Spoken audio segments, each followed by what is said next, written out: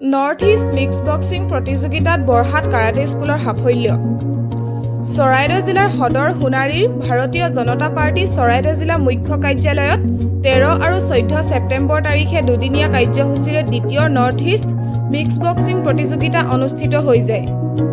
উত্তৰ পূব ভাৰতৰ 4খন ৰাজ্যৰ খেলুৱৈয়ে অংশগ্ৰহণ কৰা প্ৰতিযোগিতাত বৰহাট কাৰাটে স্কুলৰ 5জন প্ৰতিযোগীয়ে অংশগ্ৰহণ কৰিছিল আৰু 5জনেই বিজয়ী হৈ বৰহাট কাৰাটে স্কুললৈ গৌৰৱ কঢ়িয়াই আনে। সোণৰ পদকপ্ৰাপ্ত বিজয়ী প্ৰতিযোগীসকল বৰহাট নলিনী পথাৰ গাঁৱৰ নৱ গগৈ, বৰহাট উত্তৰ সুন্দৰ গাঁৱৰ ৰোহিত লিম্বু আৰু বৰহাটৰ প্ৰান্তিক দুৱাৰা।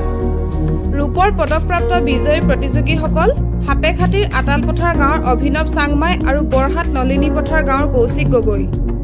বিজয়ী প্ৰতিযোগীসকলে বৰহাট কাৰাটে স্কুলৰ 4ৰ্থ দান ব্লেক বেল্ট, আন্তঃৰাষ্ট্ৰীয় খেলুৱৈ চিতৰীয় সন্থা অসমৰ সভাপতি ৰাতুল গগৈৰ তত্বাৱধানত প্ৰশিক্ষণ গ্ৰহণ কৰি আছে।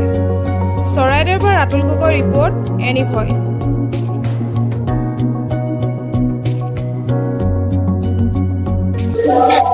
হয়, আজি এটাই কথা আমি অভিভাৱক হিচাপে কি হ'ল সুখী হৈছোঁ, যিহেতু নেকি আমাৰ বৰহাটত নতুনকৈ সমৰকলা কেন্দ্ৰৰ পৰা আজি আহি পিনি 5জনকে ছাত্ৰই আহি ইয়াত ইণ্ডিয়াৰ কি হ'ল ছেকেণ্ড অল ইণ্ডিয়াৰ ভিতৰত কি হ'ল খেল হোৱা চৰাইদেউত তাৰ ভিতৰত আমাৰ সমৰকলা প্ৰশিক্ষণ কেন্দ্ৰৰ পৰা 3জনে গ'ল্ড মেডেল পাবলৈ সক্ষম হৈছে আৰু 2জনে চিলভাৰ মেডেল পাবলৈ সক্ষম হৈছে।